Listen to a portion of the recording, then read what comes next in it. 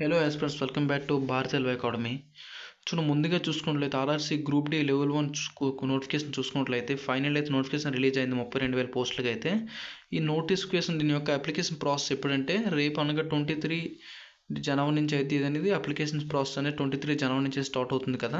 అది దీనికి సంబంధించిన నోటిఫికేషన్ సంబంధించింది చాలా డౌట్స్ అనేది చాలా మందికి అయితే చాలా డౌట్స్ ఉన్నాయన్నమాట ఈ నోటిఫికేషన్. ఓకేనా, అసలు ఏ క్యాస్ట్ అప్లై చేయాలి, సెంట్రల్ క్యాస్ట్ ఉండాలా, ఏం క్యాస్ట్ ఉండాలి, ఓకేనా, నెక్స్ట్ అసలు ఏ జోన్కి అప్లై చేయాలి, ఓకేనా, ఇటువంటి చాలా డౌట్స్ అయితే ఉన్నాయన్నమాట. ఓకేనా, ఈ డౌట్స్ అన్నింటికి కూడా రైల్వే అనేది ఎఫ్ఏక్యూ అనమాట, ఫ్రీక్వెంట్లీ ఆస్క్డ్ క్వశ్చన్స్ అని చెప్పేసి అయితే ఒక పీడిఎఫ్ అనేది ఒక నోటీస్ అయితే రిలీజ్ చేయడం జరిగింది. ఒక 60 క్వశ్చన్స్కి సంబంధించిన ఆన్సర్ అయితే ఇవ్వడం జరిగింది. వీడియో అయితే ఎండ్ వరకు చూడండి, మీకైతే ఎక్స్ప్లెయిన్ చేస్తాను కొన్ని ఇంపార్టెంట్వి.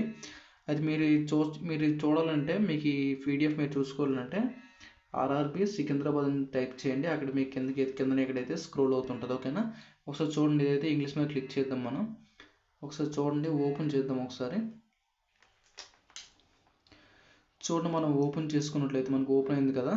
చూడండి, ఇక్కడ ఫ్రీక్వెంట్లీ ఆస్క్డ్ క్వశ్చన్స్. అది ఈ వీడియో ఎందుకంటే ఎండ్ వరకు చూడమంటాను.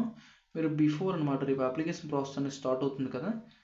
అప్లికేషన్ ప్రాసెస్ బిఫోర్ ఇవన్నీ చూసుకున్నట్లయితే మీకు అనేది యూజ్ అవుతుంది అనమాట. ఓకేనా, మీరు చూడండి, అప్లికేషన్ చేసేటప్పుడు మినిమం ప్రతి పిన్ టు పిన్ నోటిఫికేషన్ మొత్తం చదివి అయితే చేయండి. ఒక ఇన్ కేసు చిన్న అవన్నీ మీ ఫాదర్ ఏం రాంగ్ పెట్టడానికి, in case date of birth wrong పెట్టాలనుకోండి అంటే ఇంకేం ఉంటుంది అనమాట. మీకు టీవీలో అనేది రిజెక్ట్ చేసే అవకాశాలు అనేది కనిపిస్తుంది అక్కడ, అప్పుడు ఫ్యూచర్లో తెలుస్తుంది. ఓకేనా, అందుకోసం కొంచెం వీడియో అయితే ఎండ్ వరకు చూడండి. ప్రతిదీ నోటిఫికేషన్ చూసి అయితే మట్టుగా చూడండి. ఓకేనా, అది చూడండి.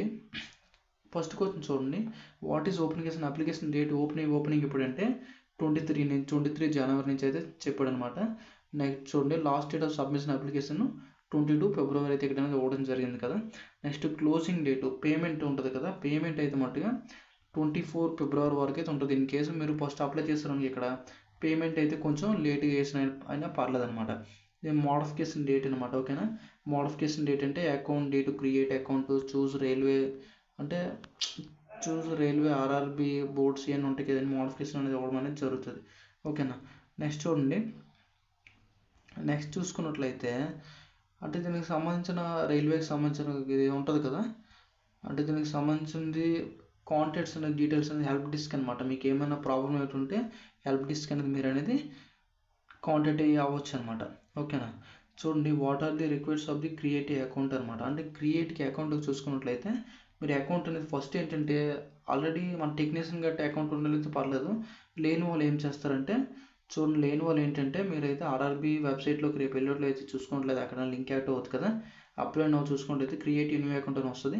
ఇక్కడ ఏంటంటే యాక్టివ్ జనరేట్ అంటే రిజిస్టర్డ్ మెయిల్, అంటే మెయిల్ అయితే యాక్టివ్ ఉండాలి, మొబైల్ అయితే ఓన్ మొబైల్ నెంబర్ ఉండాలి. ఈ రెండింటి దగ్గర మీద మీ ఓన్ డీటెయిల్స్ ఇచ్చి మీరు అక్కడ అనేది చేసుకోవచ్చు అనమాట.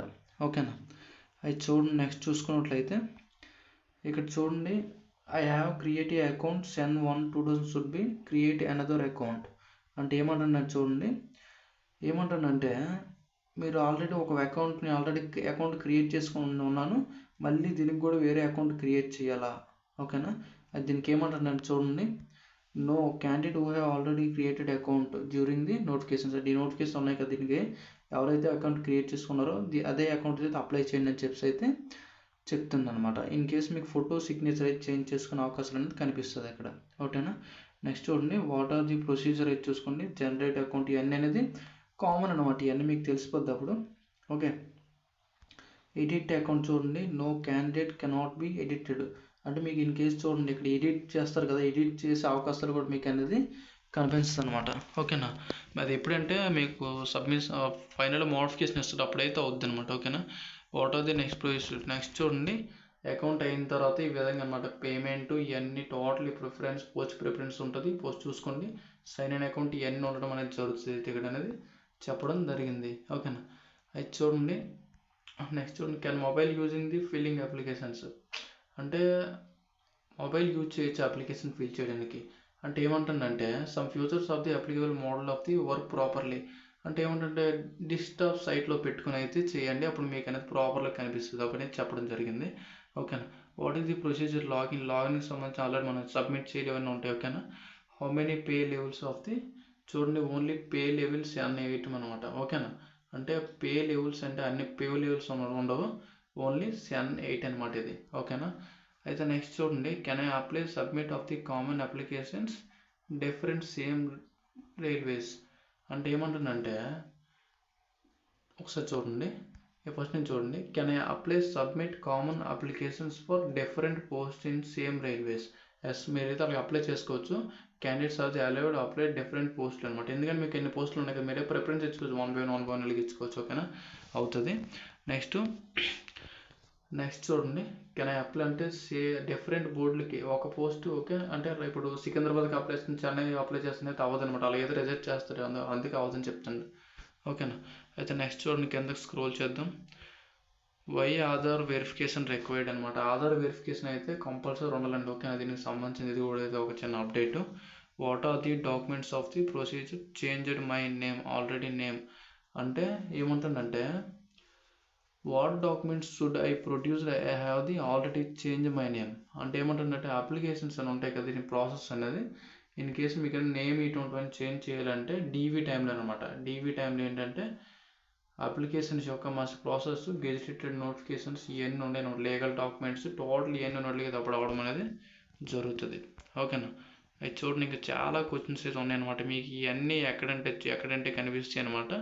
మీకు అనేది ఆర్ఆర్బీ సికింద్రాబాద్ వెబ్సైట్ ఓపెన్ చేసి అక్కడ నుంచి మీకు అనేది కనిపిస్తుంది. ఓకేనా. అయితే చూడండి, ఫ్రీ ట్రావెల్ గురించి చూసుకున్నట్లయితే ఎస్సీ ఎస్టీ వాళ్ళు ఉంటారు కదా, మీకు ఏంటంటే ఫ్రీ ట్రావెలింగ్ అనేది ఉండడం జరుగుతుంది ఎస్సీ ఎస్టీ వాళ్ళకి. ఓకేనా. మీరు ఇక్కడ ఏంటంటే మీ యొక్క క్యాస్ట్ సర్టిఫికేట్ ఉంటుంది కదా, ఇదనేది మీరు అప్లోడ్ చేసినట్లయితే చూడండి పారా 17 అనేది ఉంటుందంటే ఇక్కడైతే మీకు ఫుల్ డీటెయిల్స్ అనేది కనిపిస్తుంది. Okay, I'm unavail to my caste PDF. ఓకేనా. Check whether of the scanner documents ఇక్కడ చూడండి, ఎస్సీ ఎస్టీ వాళ్ళు ఉంటారు, మీరైతే మినిమం 500 MB అయితే ఇక్కడ అనేది పెట్టాల్సి అనేది వస్తుంది.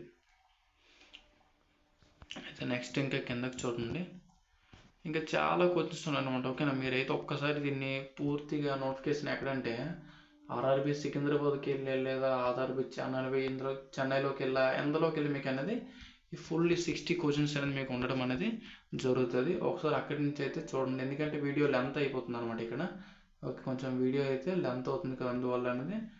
ఓకే, అందువల్ల అయితే ఫుల్ డీటెయిల్స్ అయితే ఎందుకంటే ఎక్స్ప్లెయిన్ చేయడం కూడా అవ్వట్లేదు, వీడియో లెంత్ అయిపోతుంది. ఓకే, ఒకసారి మీరు చూసుకున్నట్లయితే మీకు పూర్తిగా మీకు కొంచెం డీటెయిల్స్ అయితే ఇవన్నీ చూసుకుంటారు. ఓకే, మీకు పూర్తిగా అర్థమవుతుంది మీరు ఒకసారి అందులోకి వెళ్ళి చూసుకున్నట్లయితే. ఓకే, ఇంకేమైనా డౌట్స్ ఉంటే కామెంట్స్ అసలు కామెంట్ చేయండి, నేను రిప్లై అవ్వడానికి అయితే ట్రై చేస్తాను. Okay, thanks for watching.